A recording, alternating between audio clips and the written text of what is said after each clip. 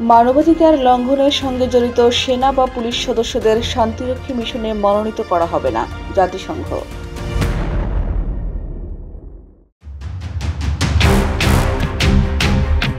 যেসব সামরিক বা পুলিশ সদস্য র্যাব, ডিজিএফআই বা ঢাকা মেট্রোপলিটন পুলিশের গোয়েন্দা শাখা অথবা বিজিবি ব্যাটালিয়নের সঙ্গে যুক্ত এবং 2024 সালের মানবাধিকার লঙ্ঘনের সঙ্গে জড়িত ছিলেন, তাদেরকে জাতিসংঘের শান্তিরক্ষী মিশনের জন্য মনোনীত করা হবে না।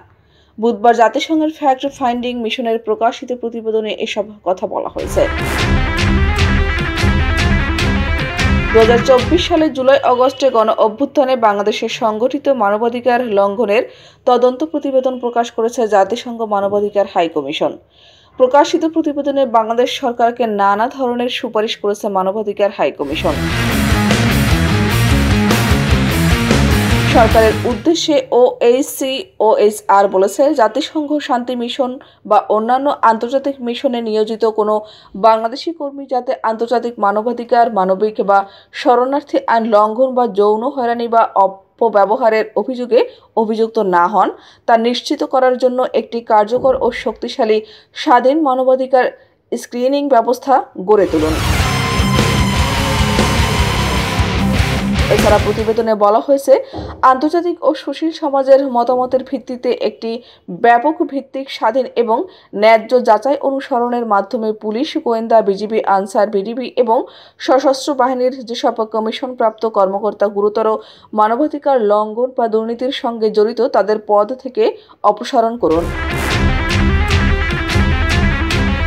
একটি অধ্যাদেশ পাশ করার কথা জানিয়ে মানবাধিকার হাইকমিশন বলছে, বিশেষ পরিস্থিতিতে সশস্ত্র বাহিনীর সদস্যদের শুধু সীমিত সময়ের জন্য অভ্যন্তরীণ নিরাপত্তার কাজে নিযুক্ত করা যেতে পারে। যত তাড়াতাড়ি সম্ভব এ সংক্রান্ত একটি অধ্যাদেশ পাশ করুন। আইন প্রয়োগকারী কর্তৃপক্ষ এবং তাদের অনুমোদন সাপেক্ষে জনগণের কাছে তাদের নিয়োগ স্বচ্ছতার ভিত্তিতে করা যেতে পারে। এদিকে জাতিসংঘের ফ্যাক্ট ফাইন্ডিং মিশনের প্রতিবেদনে শেখ হাসিনা ভারতে পালিয়ে যাওয়ার আগে জুলাই-আগস্টে যে দমন, নিপীড়ন ও হত্যাকাণ্ড চালিয়েছে তার ভয়াবহ চিত্র উঠে এসেছে। বিক্ষোভ দমাতে 1400 ছাত্র জনতাকে হত্যা করা হয়। 12 বছরের শিশুর গায়ে 200 গুলির চিহ্ন পাওয়া গেছে। চোখ হারিয়েছে কয়েকশো মানুষ এবং পঙ্গু হয়েছে হাজারের বেশি। বিক্ষোভকারীদের দমনে প্রাণঘাতী বল প্রয়োগের নির্দেশ দেয় শেখ হাসিনা। আওয়ামী লীগ সরকারের দমন, নিপীড়ন পুঙ্খানুপুঙ্খ তদন্ত করে বিস্তারিত প্রতিবেদন, বিচার বহির্ভূত হত্যাকাণ্ড, নির্বিচারে গ্রেফতার, নির্যাতন এবং অতিরিক্ত বল প্রয়োগের মতো ব্যাপক মানবাধিকার লঙ্ঘনের ঘটনায় তৎকালীন সরকার এবং নিরাপত্তা ও বিভিন্ন গোয়েন্দা সংস্থা আওয়ামী লীগের সহিংস গোষ্ঠী ও সংগঠন যোগ সাজেশে পরিকল্পিতভাবে হত্যাযজ্ঞে অংশ নেয়।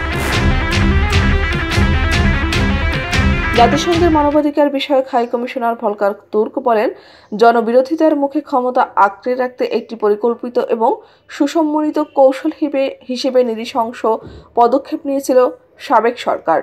রাজনৈতিক নেতৃত্ব এবং ঊর্ধ্বতন নিরাপত্তা কর্মকর্তাদের জ্ঞাতসারে তাদের সমন্বয় ও নির্দেশনায় শত শত বিচার বহির্ভূত হত্যাকাণ্ড, নির্বিচার গ্রেফতার ও আটক এবং নির্যাতন চালানো হয়েছে। গতকাল বুধবার স্থানীয় সময় সকাল 9টা 30 জাতিসংঘ মানবাধিকার কার্যালয় জেনেভার প্যালেস দেশ ন্যাশনে সংবাদ সম্মেলন করে তদন্ত প্রতিবেদন প্রকাশ করা হয়। প্রকাশিত এই প্রতিবেদন সংস্থাটির দপ্তরের ওয়েবসাইটে দেওয়া হয়েছে।